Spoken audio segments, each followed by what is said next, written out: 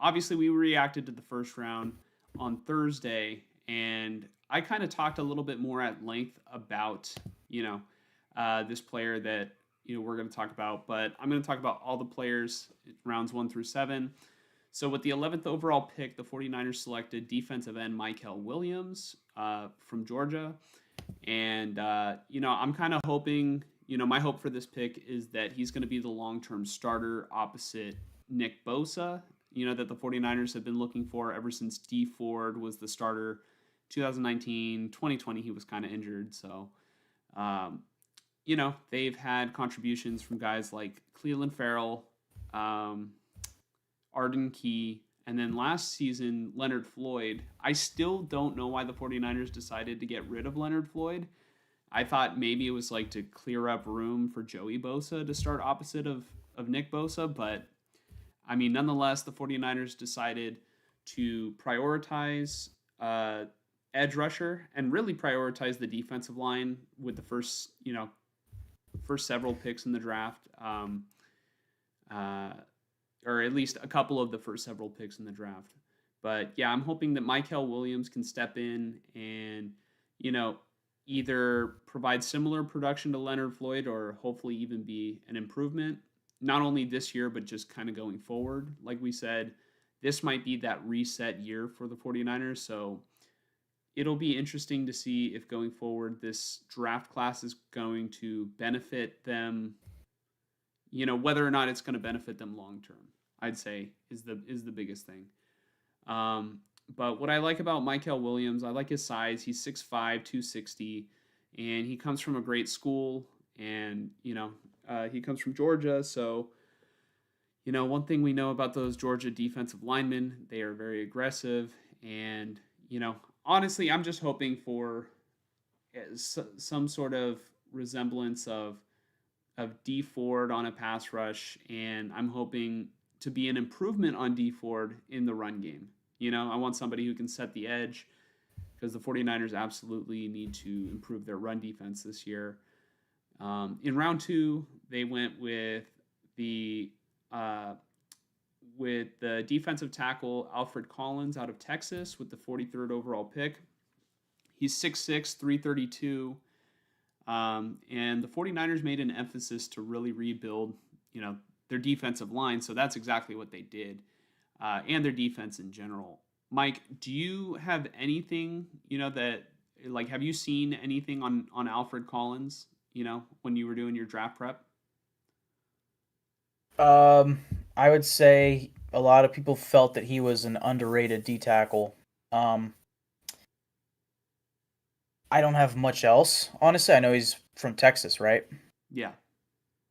But honestly, when they made the pick and I'm watching him and I'm just sitting there like, yeah, that makes a lot of sense to me. Like that's my opinion on the Niners was that their biggest need was really defensive line overall, especially a D tackle. But obviously they needed a edge defender opposite Boza, and they knocked it out of the park with their first couple of picks, in my opinion. And Hmm. Alfred Collins is a big part of that. Yeah. Then we go on to round 3 with the 75th overall pick. The 49ers selected Nick Martin, the linebacker from Oklahoma State. This one was kind of a shocker because at the top of the second, was it the second round, Mike? Or it might have been the third. When did Swessinger get taken off the board?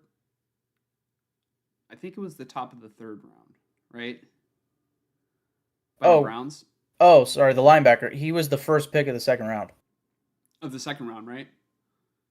Yeah. Yeah, so he was off the board, and I think maybe another linebacker or so got taken. And I'm just sort of thinking, man, I was pissed off because the Eagles were able to get Jahad Campbell, and I thought that was a player that I wanted to potentially drop to the 49ers in the second round, or I wanted them to trade up in the first round to get. If you go back and watch the reaction, literally, I'm like in the late teens to like all the way up until the Eagles picked him. I'm like, yeah, I think Jahad Campbell's going to be this pick right now. And then I even said, I swear he was going to go to the Eagles. But Nick Martin, the guy who did get drafted by the Niners, he is 6 feet tall. He weighs 221.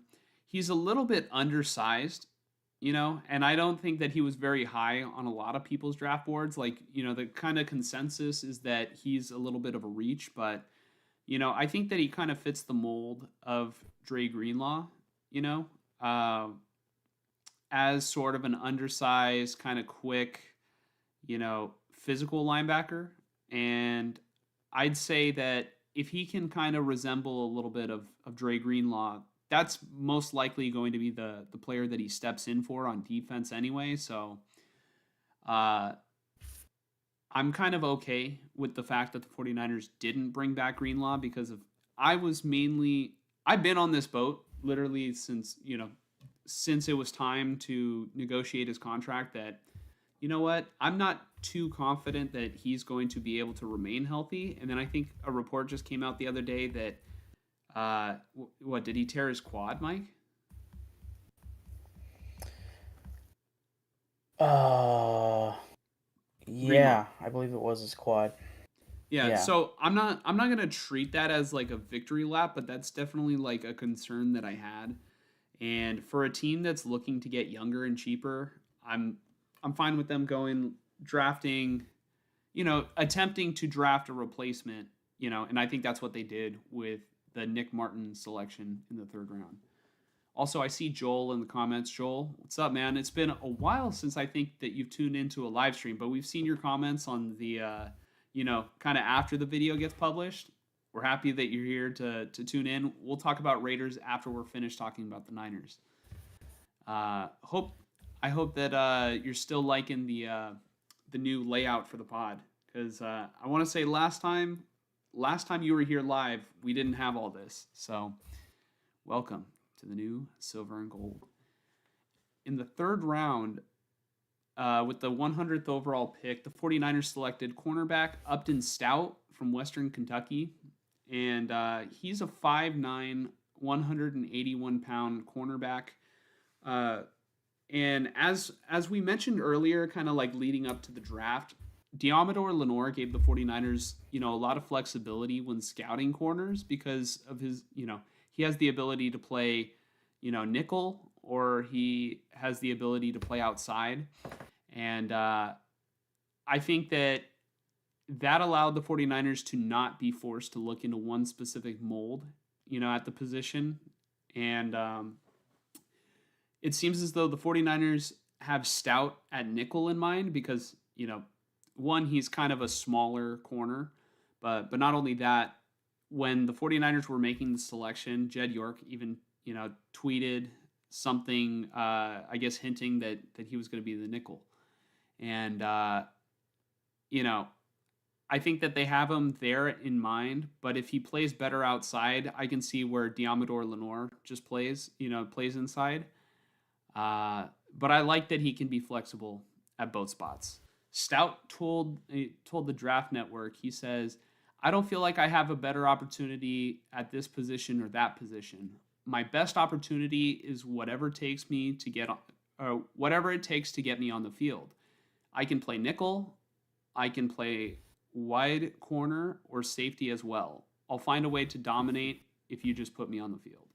So what's nice too about this pick is if he can actually step in and play safety, the 49ers might actually need some safety help because they lost Talanoa Hufanga in free agency.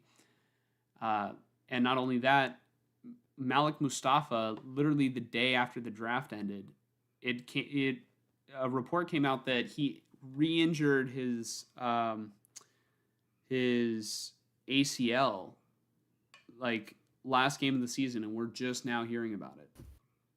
It initially sounded worse than I guess that it is, but it's still unclear when he's going to return. Mike, what did you think about that? Because you also sent me that on Twitter. Yeah, it's just weird timing. It's very odd that it was never revealed week 18. Yeah. That just seems odd to me. But I mean, I didn't have too many strong feelings on it or anything. I mean, I know it is interesting that it's the Niners again, kind of not maybe properly reporting an injury. I'm not sure what the code really is there, but you know, it's interesting that it happened to them again. Hmm. Yeah, no. I definitely agree that the 49ers are the best team when it comes to reporting injuries. Um, obviously sarcasm.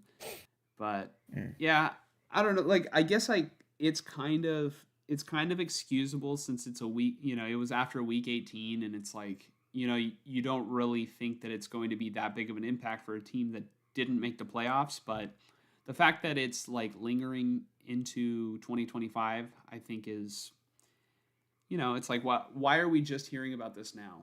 I think that they kept it secret so that they could have an advantage to draft a safety in the draft. You know, so they might be downplaying the severity of the injury. I don't know, but I don't think that I don't think that the 49ers have not done that in the past. They stayed very quiet about Joe Staley's retirement in 2020, and they were able to trade for Trent Williams. And then the 49ers kind of downplayed Christian McCaffrey's Achilles injury until hey, he's missed half the year now, you know? So, I don't know. That's just something that's interesting. But going back to the draft, in round 4, the 49ers with the 113th overall pick selected CJ West, defensive tackle from Indiana. He's 6'1", 316 pounds. And, again, the 49ers prioritize their defense early on in the draft. And, one thing that I really like about this player is, he had this quote, when he was being interviewed by the media on Zoom. And, you know, his quote was something along the lines of his bread and butter is being in the one technique because he abuses centers and punches them in the face. I like that. I want aggressive defensive tackles. Like in the past we had, I guess I'll provide an example like Solomon Thomas. I thought Solomon Thomas had the physical traits to be a good player. I just don't think that he was mean enough. You know, he wasn't like Mm. aggressive enough to really put his physical gifts, you know, in to his full potential, I'd say. And, you know, if CJ West is going to be a more physical player, hell yeah. Give me that. Round 4, with the 138th overall pick, the 49ers selected Jordan Watkins, the wide receiver from Mississippi. Now, Jordan Watkins is 5'11", 196 pounds. So he was the first offensive player that they took. There was even like jokes during the draft of like, they finally let Shanahan into the room, into the draft room, and Robert Saleh was like making all the picks. Uh, but yeah, in terms of Jordan Watkins, I would assume that he could step in as a slot receiver, on the offense due to his, I'm really saying that due to his size. Uh, but I wouldn't feel confident in thinking that he's going to see the field much as a rookie because we saw like, last season with Jacob Cowing. Jacob Cowing showed some promise too, but he was, I think Cowing is even a bit smaller than Jordan Watkins is, but uh, yeah, I don't know. I just kind of get the feeling that not necessarily a wasted pick, but the 49ers have done they've just drafted so many skill position players in the 4th round or in the 3rd round that like never pan out. It just gives me a weird feeling. I would have liked to see like an offensive lineman maybe at this point, but 49ers don't necessarily prioritize that like we would want them to. And in the 5th round, I actually really like this draft pick that they made. And I think Mike really likes it too. Uh, with the 147th overall pick, the 49ers selected Jordan James, running back out of Oregon. He's 5'10, 205 pounds. And this pick should remind everyone why it's okay to let not a starting running back, but a starting caliber running back like Jordan Mason go as opposed to, paying them. Because you know, I think that Jordan James is probably going to be no higher than the third string, third string running back, barring any injuries to Isaac Guerrero, to Christian McCaffrey. And I think that they can probably get solid production out of, Jordan James, who's a young player who has fresh legs, no NFL mileage on him. And essentially, the 49ers are kind of resetting having another running back on a rookie contract. Like, I'm all for it. Mike, what did you like about Jordan James before the draft? Because he was one of the guys that you were eyeballing for the Raiders. He was one of my guys in this draft. Um, I just the way that I felt about him was that he is he was a value in this draft, in my opinion. He's one of those guys who looks like just an all-around running back. He looks like a guy who has great contact balance, great burst, solid speed, bounces off of tackles. You know, like it. He's the type of guy who is going to do a really good job of making the first person miss. He has the juice to him. He also has that thump to him. Um, I don't know. I just really liked what I saw when I watched him. Um, when I watched him, I expected like this fourth to fifth round guy that I had never heard of from Oregon, and I watched him and I was like, he should go. In most drafts, I feel he would have been a third round pick. Mm-hmm. But because his running back class was so deep, and I think there was a point, especially in like the third round, where teams were kind of like, we don't need to start a run on running backs because we know they're all there, so why should we pick one? That's kind of how the draft goes with positions. It's just, like, I felt like in the second round, I expected a big run on corners. Hardly anybody took any. Like, the Cardinals finally said, fine, we'll take Will Johnson. Otherwise, most teams waited until the third or the very end of the second with, like, Trey Amos going to Washington. And I was a little shocked by that. But, point being with the running backs, I think you guys got to deal with Jordan James. And, speaking of Jordan Mason, I think he is, I never thought of this, but he's kind of a Jordan Mason clone. And it makes so much sense because you guys just traded him. Yep. So now you have a guy who's on a rookie deal who I think I'd argue has a little bit more juice than Jordan Mason. I don't know if he has the full-blown speed of Jordan Mason, but I really, really like Jordan James a lot. I would expect him to be your third running back this year. And I think there is going to be a time when McCaffrey is no longer on this team, and at that point, it's probably going to be him and Guerrero splitting carries, if I had to guess. Mm-hmm. By the way, if you guys are wondering, and I would love that. If you guys are wondering why I keep looking that way, it's because in the other room the Warriors game is on. There's like 40 seconds left, and it's a 1-point game.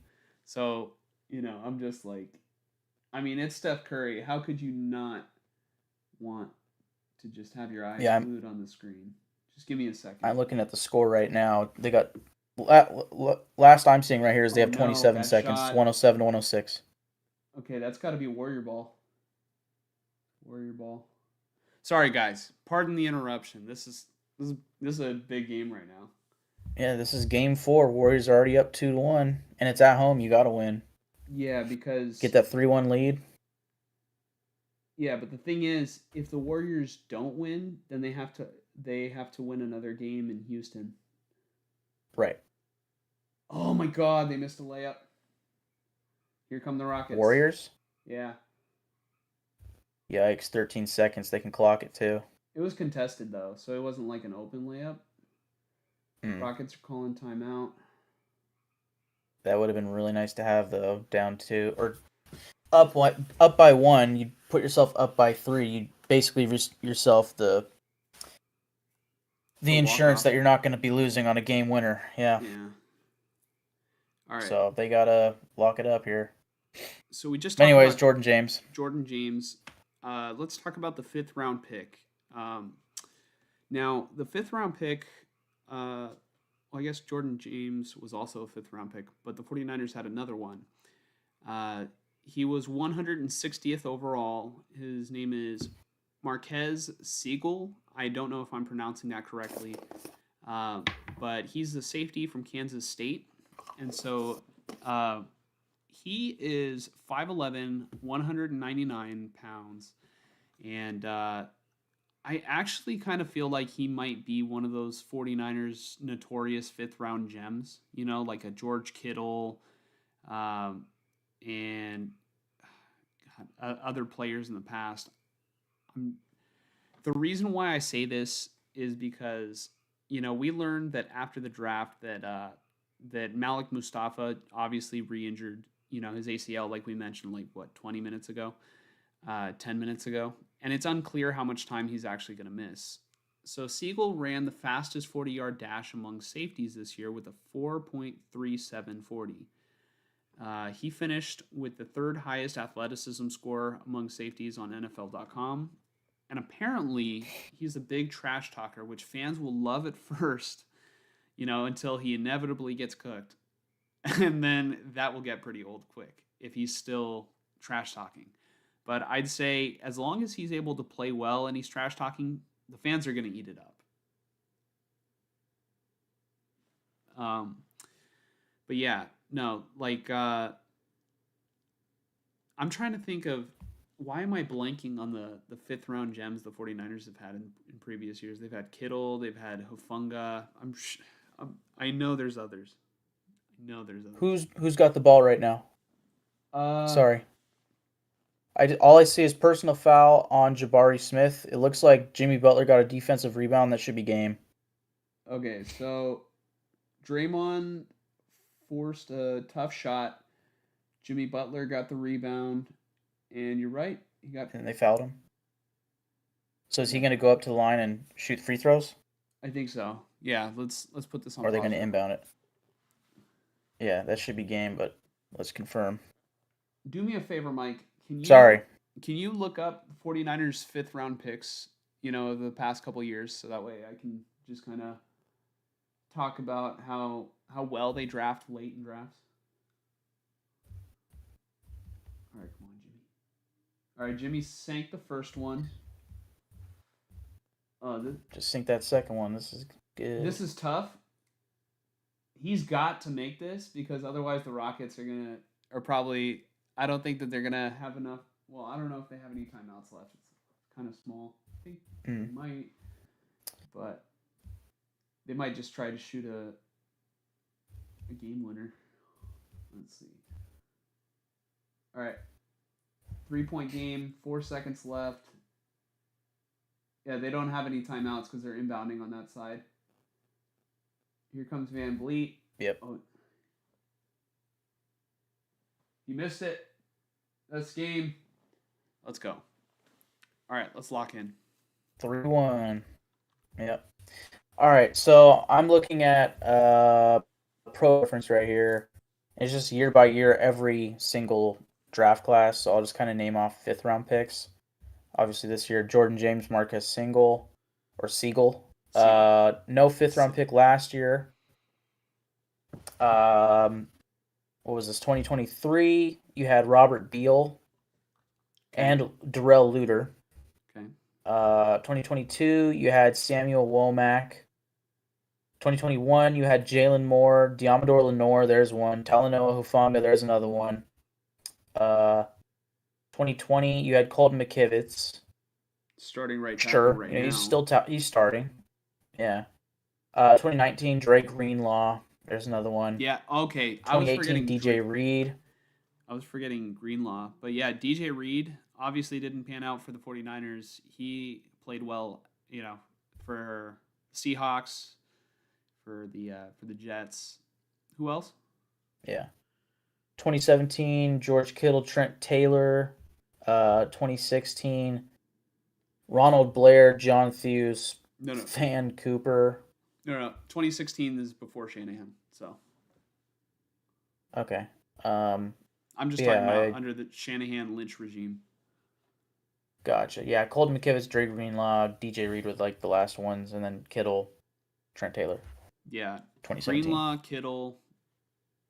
Yeah, give me more of that. Maybe Marquez, Siegel.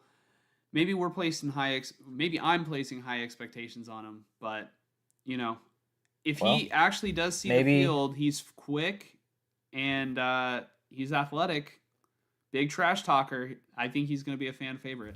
I think he can be a fan favorite. hmm. I mean, at the same time, Jordan James is also a 5th round pick, so that was one of my guys. Not saying I'm definitely going to be right, but he's also an option. Here's the difference to me between them. The difference to me is that um, Jordan James might have trouble seeing the field. You know what I mean? Like I'm saying, maybe at best Jordan James might be the third string running back. You know, because Shanahan likes to, I guess, trust his veterans a little bit more because he knows what he's going to get versus rookies. You know, so Jordan James could be buried on the depth chart. I would hope that he makes the team. You know, because he's their highest drafted running back, but I guess we'll see. Um, but then the 49ers did not have a 6th round pick. And then their next pick was in round 7. It was 227th overall. The 49ers selected Curtis Rourke, quarterback from Indiana. And he's 6'4", 220, so he's got great size. And from what I hear, he doesn't necessarily have the strongest arm, but you know, he was a little bit more athletic, I guess, before this past season because I think he was playing on an ACL injury or coming back from an ACL injury. And I guess my expectation for Curtis Rourke is that he'll probably battle in camp with Tanner Mordecai for the third string quarterback spot. You know, whoever doesn't make the team will probably be on the practice squad. And then so for round 7, their second pick in round 7, with the 249th overall pick, the 49ers selected Connor Colby, guard from Iowa. So he's 6'6", 309 pounds. And, you know, I watched a little bit of film on him, and personally, he looks pretty good on film.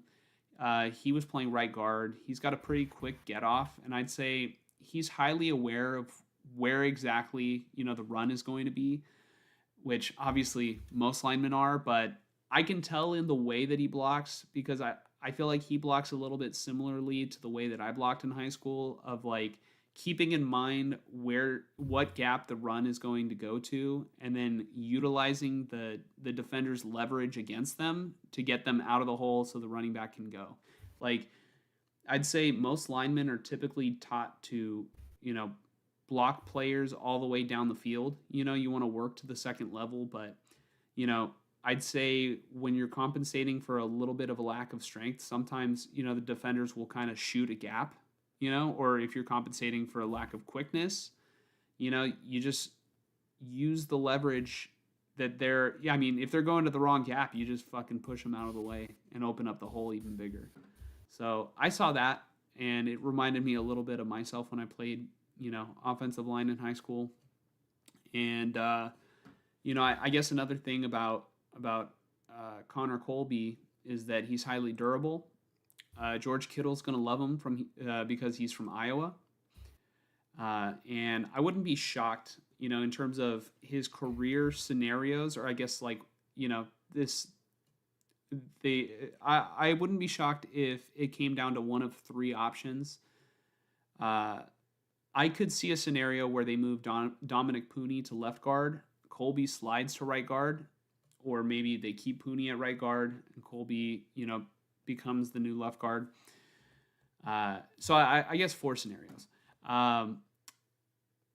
So those are 2. Colby becomes the new swing tackle because the 49ers lost Jalen Moore, you know, to the Kansas City Chiefs with a big contract that the 49ers were never going to get close to.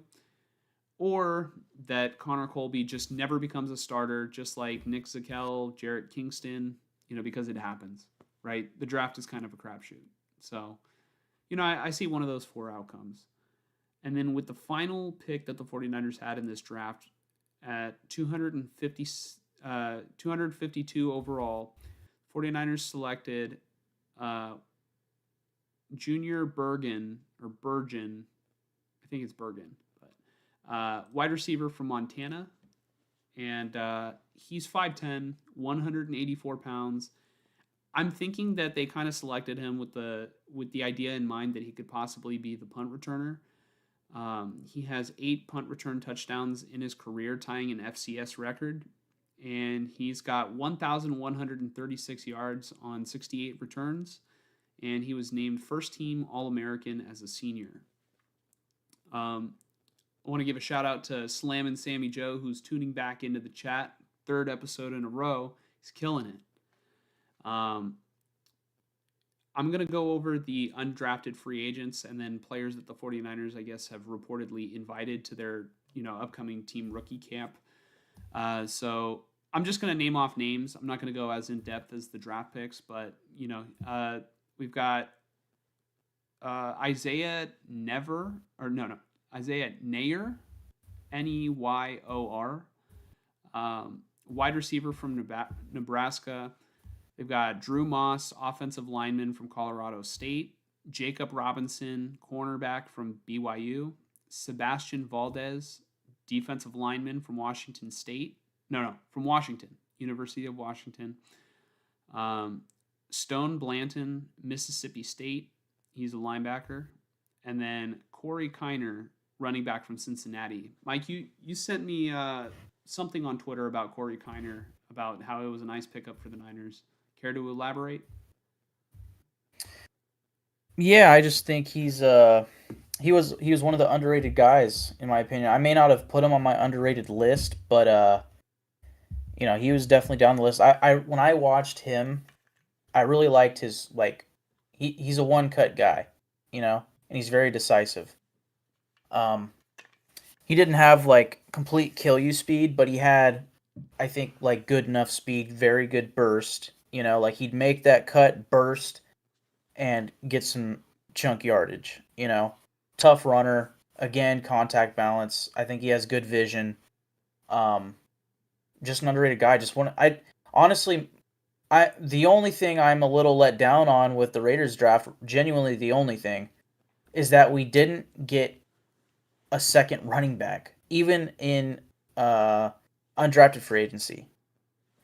We have not picked up another running back, and I think that there were quite a few sleepers available, and one of the top names, as far as the undrafted guys go, one of the top names was Corey Kiner.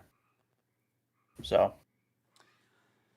yeah, I mean, we'll discuss, I guess, the Raiders running backs when we get to the Raiders, but the following players have been reported as receiving invitations to the team's upcoming rookie minicamp.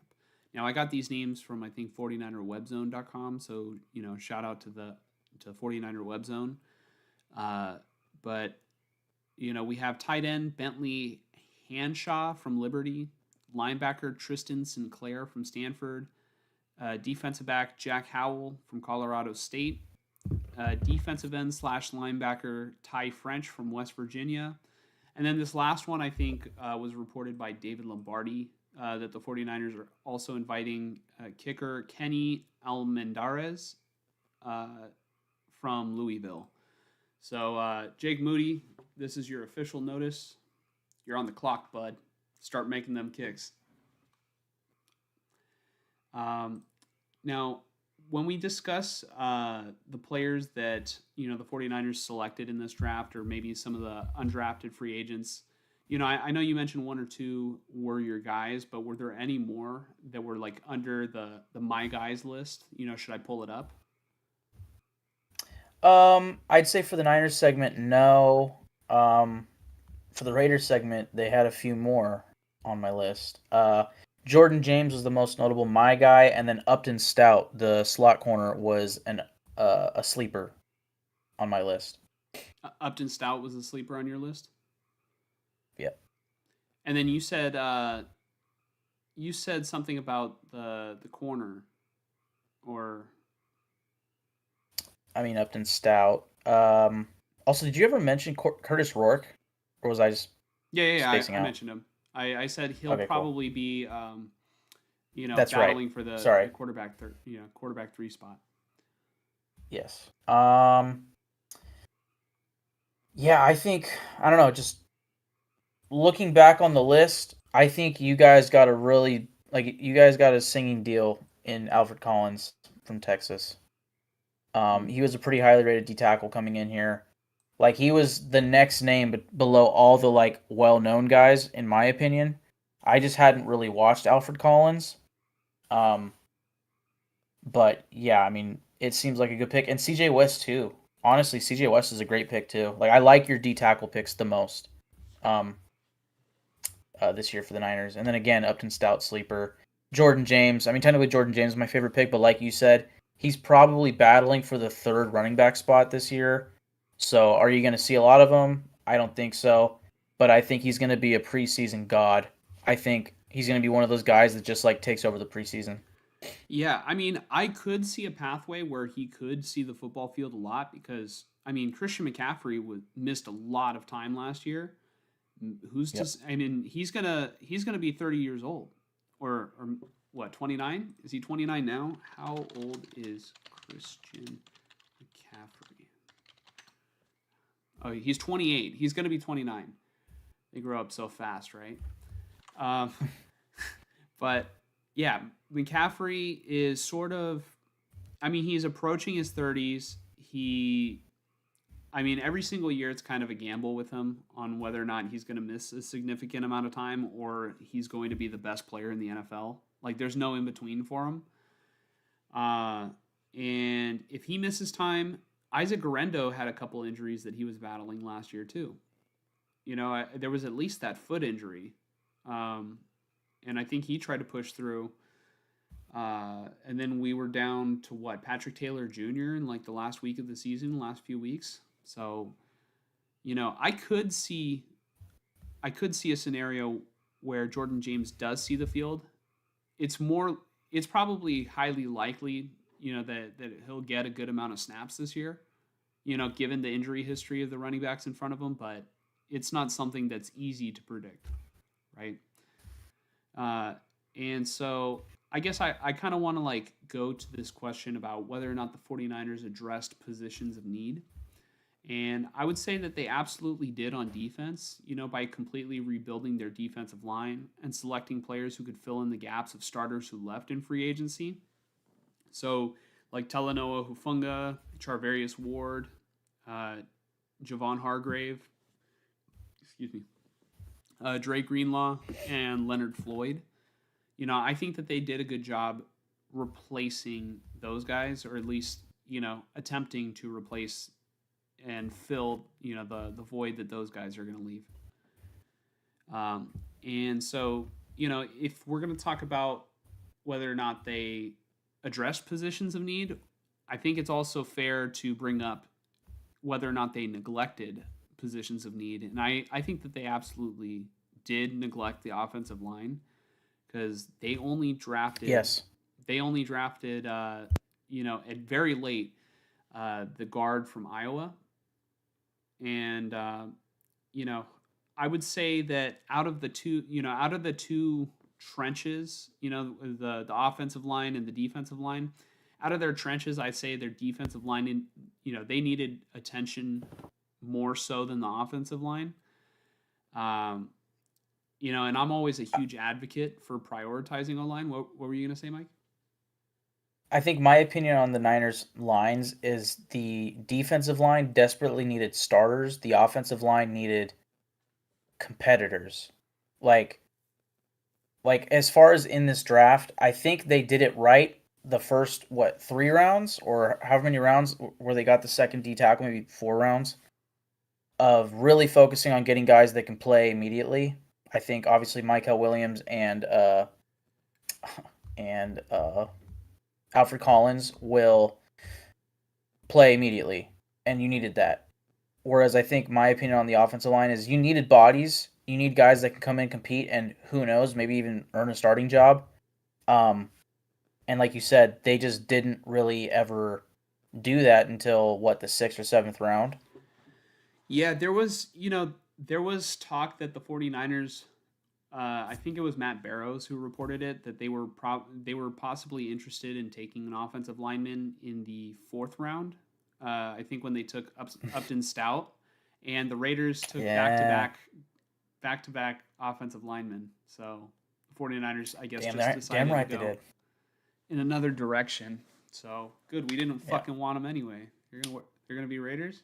Didn't want them anyway. We'll see. Yeah, watch them be like first team All Pros. I don't expect that I'm immediately for kidding. these guys. I think yeah, well, I think the offensive tackle the Raiders took right before the Niners. I think he's a developmental guy, but we'll see. Mhm.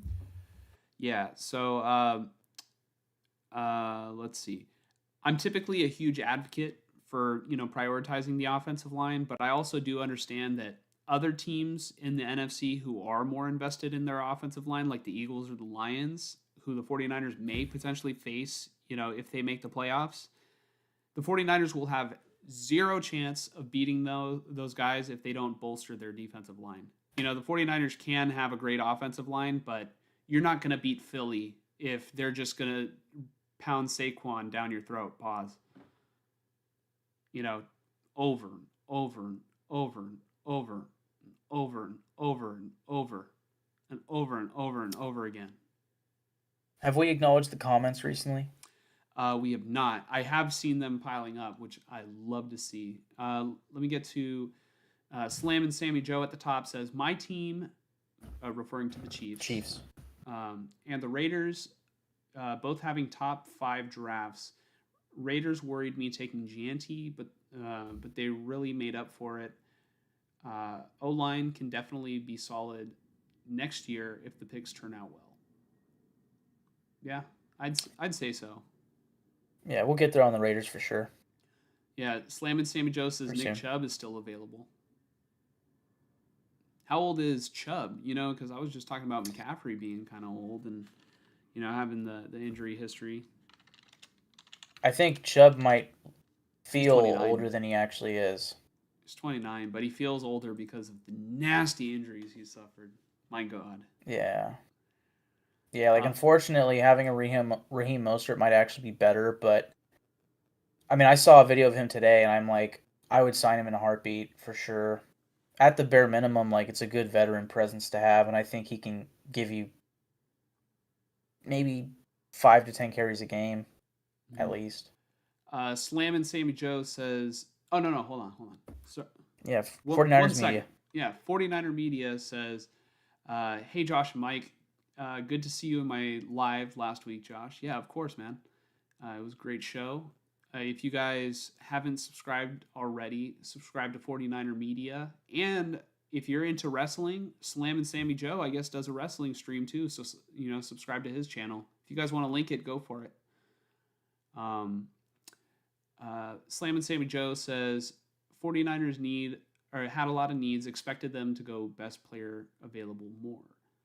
And 49er Media kind of responds to that, saying 49ers board is always different, from the consensus.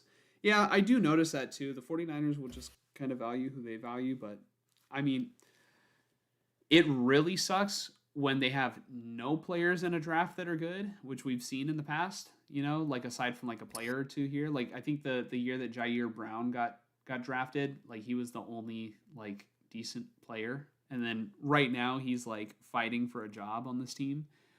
Uh, but the 49ers last year's draft was looking really good. In a couple of years in the past, about you know we were talking about how well they draft late in drafts. In the 5th round especially. George Kittle, Dre Greenlaw, Talanoa Hufanga, right? Those guys. Slam and Sammy Joe says 49ers need to put more effort into wide receiver next year. I agree. Um, I think that they just need to figure out what they have in Brandon Ayuk, once he comes back from his injury. And, they invested in Ricky Pearsall this past season, and we'll see how long Juwan Jennings can still be effective. But they did draft Jordan Watkins, and like I said, I don't have a lot of confidence that he's ever really going to make an impact in 2025. But who knows? Maybe going forward, we'll see. I would have felt comfortable if they would have drafted a guy like Kyle Williams, as much as it would tear apart my soul and make me want to vomit to have another guy named Kyle Williams as a wide receiver on the 49ers. I think that he would have been a good fit as like a Debo replacement, but if they want to go away altogether from like gadget players or like, yak guys and prioritize a little bit better route runners, I'm all for it.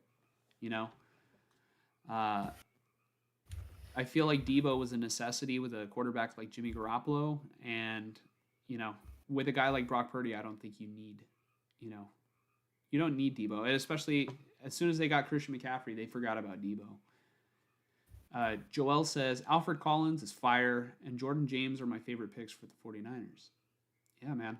I personally, I think I like Jordan James as well. Uh, Alfred Collins is really good, and I really like the other defensive tackle and the edge rusher. I'm very intrigued about the linebacker and how he's going to turn out. Nick Martin. So I'm hoping that he can bring high energy the same way that Dre Greenlaw did. Um, let's see. Charles Grant was the one. Yeah, Mike, what position did Charles Grant play? Was he the defensive tackle, or am I thinking of Kenneth Grant? You're thinking of Kenneth Grant. Charles Grant was the offensive tackle from William and Mary. That was picked one pick before Upton Stout. Mm-hmm. Slam and Sammy Joe says, if instead of Cam Miller had the Raiders took a second running back, I'd had called the Raiders draft perfect, but it is a top 5. I mostly agree with that statement. If you give me LaQuint Allen in that pick, I would have just been euphoric. Yeah, Cam Miller feels like a developmental guy that they might have been able to have gotten in undrafted free agency. But we'll get there. Mm-hmm. 49er Media, appreciate it. Sammy Joe. Okay, so this is Sammy Joe's his wrestling channel. It's Workhorse Wrestling Network. I guess I'll pin it for a little bit in the chat. And then 49er Media, if you click on his name, that's his channel. So, subscribe to those two guys.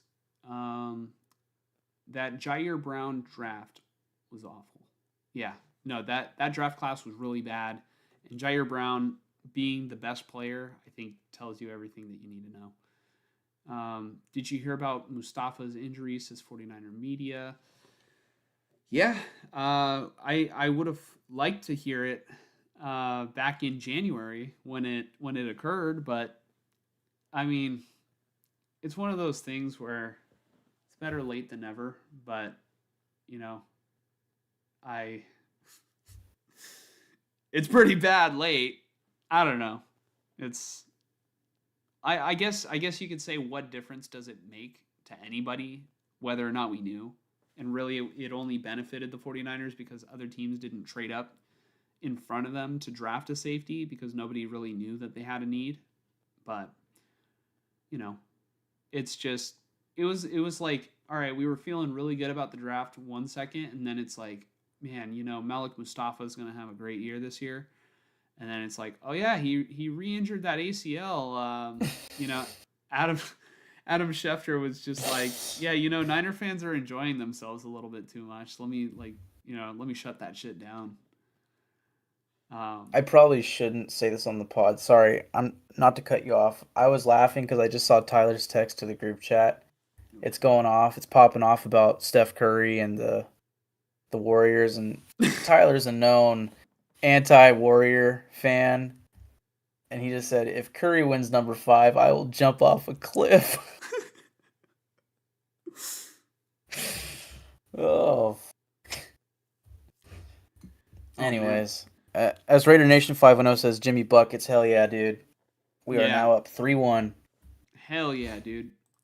Honestly, I feel all right. OKC might be the unbeatable team in the West. Not to like completely jump ship from football, but just one quick basketball thing. OKC might be the like one unbeatable team in the West, but I can't bet against Steph Curry in the playoffs, dude. Curry is so competitive. Like, Right. honestly, watching Curry through, like, these playoffs and the Olympics, I'm starting, like, no joke. I never got to see Michael Jordan live, but I've watched LeBron, but I shit you not, dude. This is gonna be like maybe the hottest take that I've ever had, because some people are just gonna scoff at me saying this. Stephen Curry might be the like most stone cold killer basketball player that I've seen. He's developed such a like great clutch gene in like his late 30s, or like, Hmm.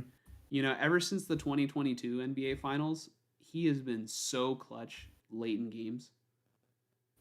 It's crazy.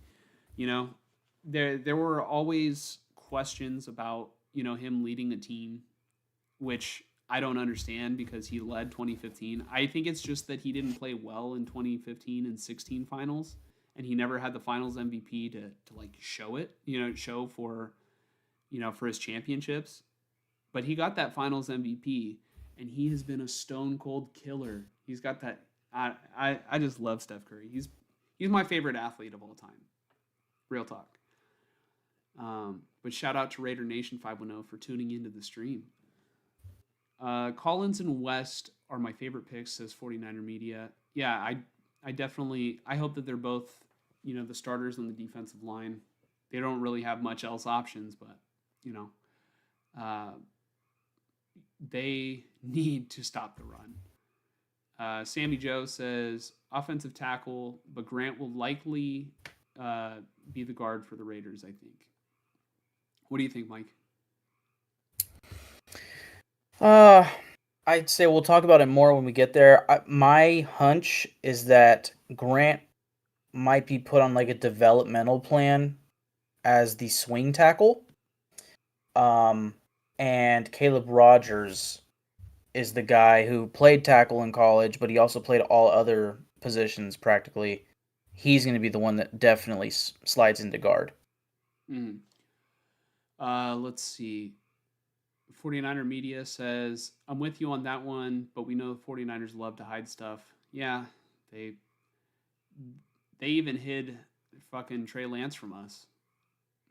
They spent 3 firsts and a third, and we never found out the mystery of that. It just stayed a mystery. Sammy Joe says, I take it back to Caleb Rogers. Will likely be guard. Grant will be the right tackle. I didn't even see that comment, but yeah, we're on the same page. Yeah. Stephen Curry is the offensive GOAT. I'd still take Duncan or Hakeem Olajuwon on a dream team personally. I think that's a fair take. Like, I'm not going to say that Steph Curry is the most complete basketball player, because obviously he's kind of lacking a little bit. Like, I don't think his defense is bad. I think that he plays pretty good defense, but he's not the defensive player that other guys like, the ones that you just named are, or he's never been the best defensive player on his team, not even close. He's always been just the offense, the shooting master. But man, he's entering a whole new level of his career.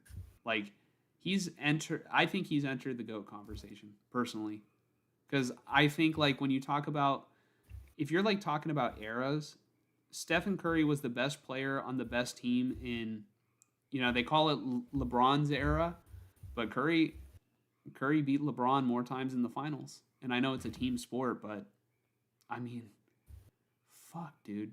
Curry is so good. And not only that, he's just so damn fun to watch.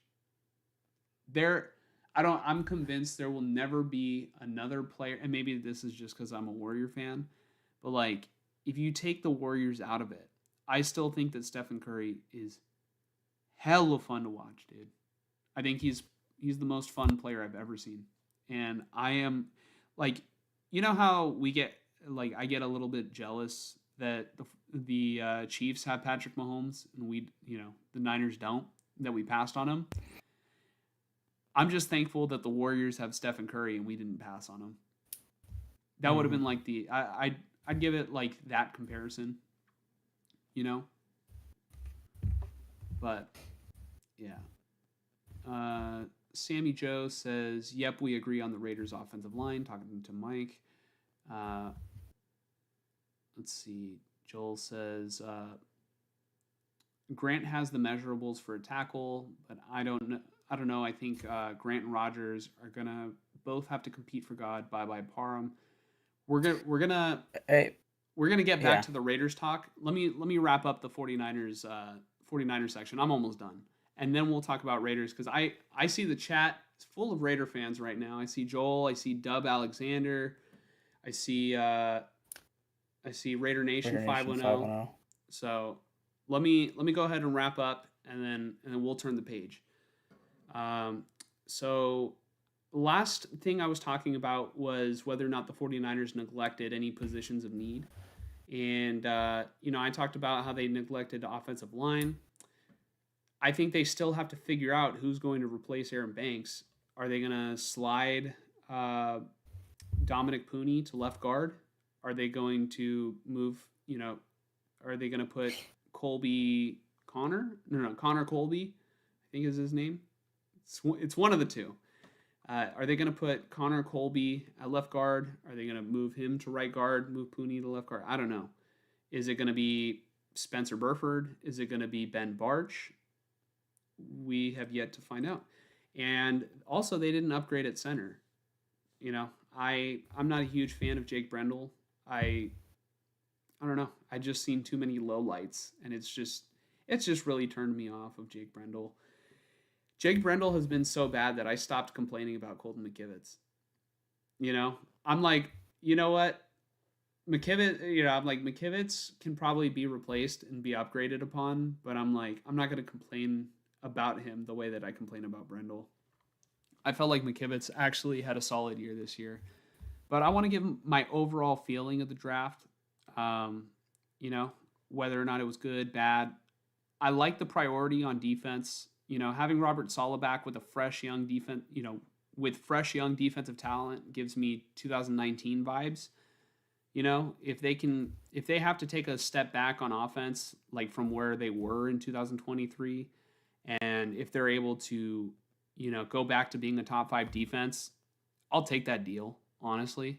Um, and if they can go back to having a top defensive line rotation in the NFL and they get solid production out of the rookie class, I think this team can win a playoff game. That's sort of my expectations if the draft class works out. But overall, I'm feeling pretty good about the draft. Mike, do you have any last thoughts about the 49ers draft before we move on to the Raiders? I would say my key points on the Niners draft from my perspective is they did a phenomenal job on the defensive line. And obviously I really love the Jordan James pick. I think the Upton Stout pick is an underrated pickup.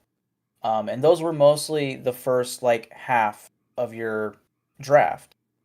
Yeah. I think once it hit maybe the 5th round or so, I mean Jordan James was the 5th round, so maybe after that pick, I started seeing a lot of, based off of the boards that I was going off of, a lot of reaches. That doesn't mean anything.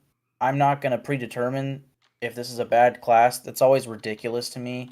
Like grading classes, is it an A, is it an F, is it a C plus? I don't really give a shit. You're going to find out in 3 years, Mm-hmm. Anything else we say is kind of mute at this point. And, really it comes down to how the players perform moving forward. So I think this is a fine class that can very much help the Niners. If anything, whatever positions that you still have a need at, hey, there's still free agents out there, like veterans, So the team is certainly not finalized. None of the teams are finalized right now. So okay. I'm trying to do something real quick. Okay. All right. So Dub Alexander said hold on, let me try and fix this. Dub Alexander said there's 49er fans and Raider fans in here. Yeah, so essentially what we did, I'm going to have to resize this. it looks like it's There we go. Yeah, there we go.